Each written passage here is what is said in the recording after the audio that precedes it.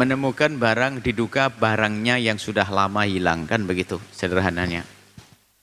Jika memang ada dugaan kuat pada dirimu itu barangmu, boleh kamu ambil. Karena menduga itu barang kita. Kita kehilangan barang.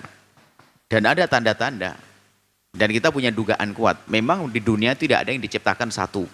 Sandal pasti pabrik sandal banyak. Cuman kita menduga selagi ada di dalam hatimu dugaan bahwasanya itu sandalmu, boleh. Ada tanda-tanda mungkin apanya yang bisa kita pahami untuk sandal kita, maka boleh kita pakai. Nah, selagi tidak terbukti bahwasanya itu nanti miliknya orang, sah.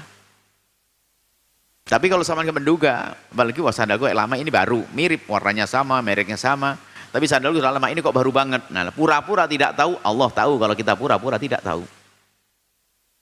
Dan urusan sandal, tolong para santri jangan menggunakan sandalnya orang lain, menggosok adalah haram, dosa.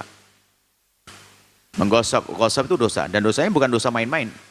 Menggosok, awas hati-hati. Kalau tidak punya sandal, jangan pakai sandalnya orang tanpa izin. Hati-hati. Kalau bukan sandal kita, maka tidak perlu kita pakai. Menggosok itu adalah, Masya Allah, bahaya. Gosok termasuk dikatakan tingkatannya yang berbeda-beda, sampai derajat kabair, dosa besar nanti. Menggosok itu menguasai miliknya orang tanpa seizin.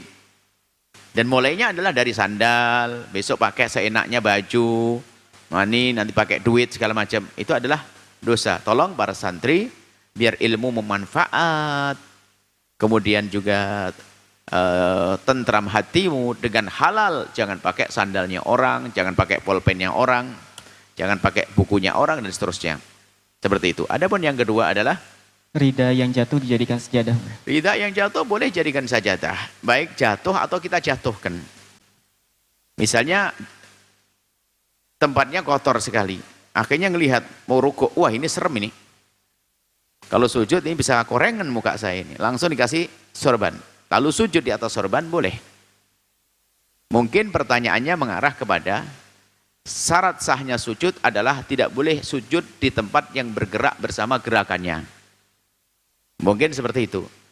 Yang dimaksud bergerak dengan gerakannya sesuatu yang sambung, bukan terpisah.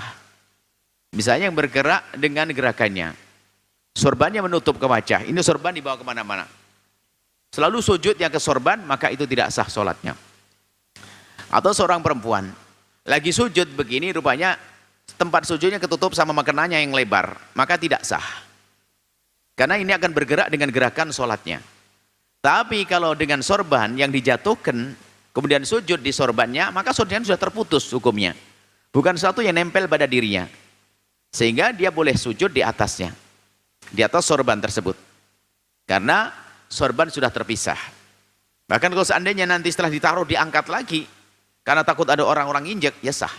Asalkan cara mengangkatnya dengan gerakan-gerakan yang tidak 3 kali berturut-turut anggota besar tangan. Jadi ambil pelan-pelan, lalu ditumpangkan, selesai. Jadi seperti itu. Sah boleh, dan tidak termasuk yang membatalkan sholat, membatalkan sujud. Yang membatalkan sujud adalah kalau kita sujud di sesuatu yang bergerak bersama gerakan kita.